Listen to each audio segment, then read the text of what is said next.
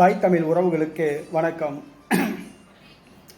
சென்னையில் விபச்சாரத்திற்கு பங்களா வாடகைக்கு விடப்படுகின்றது.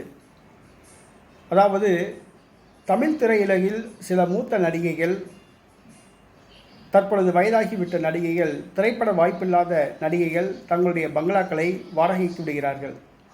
பொதுவாக குடியிருப்பவர்களுக்கு வாடகைக்கு விட்டால் வாடகை குறைவாக கிடைக்கும் என்ற காரணத்தினால் திரைப்பட படப்பிடிப்புக்காக, தொலைக்காட்சி தொடர் படப்பிடிப்புக்காக வாடகைக்கு விடுவார்கள்.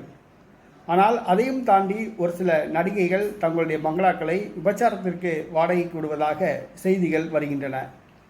அதாவது சில மூத்த நடிகைகள், வனிதா உள்ளிட்ட நடிகைகளே இந்த மாதிரி தவறான செயல்களில் ஈடுபடுவதாக கூறப்படுகிறது. சில மூத்த நடிகைகள் தங்களுடைய பங்களாக்களை விபச்சாரத்திற்கு வாடகைக்கு விடுகிறார்கள். விபச்சாரத்திற்கு பங்களாக்களை வாடகைக்கு விட்டால் அதிக ரூபாய் வருவாய் கிடைக்கும் என்கின்ற காரணத்துக்காக வேண்டி இந்த காரியத்தில் ஈடுபடுகிறார்கள். சென்னையில் விபச்சாரம் கொடிகட்டி பறக்கிறது. அதை தடுக்க முடியவில்லை. காவல்துறை தகுந்த நடவடிக்கை எடுக்க வேண்டும். விபச்சாரத்தை கட்டுப்படுத்த வேண்டும். விபச்சாரத்திற்கு வாடகை விடப்படும் பங்களாக்களை ரைடு செய்து சீல் வைக்க வேண்டும். அப்பொழுதுதான் அவர்கள் திருந்துவார்கள். ஆகவே காவல்துறை உரிய நடவடிக்கை எடுக்க வேண்டும். சில மூத்த நடிகைகள் இந்த மாதிரியான செயல்களில் ஈடுபடுகிறார்கள்.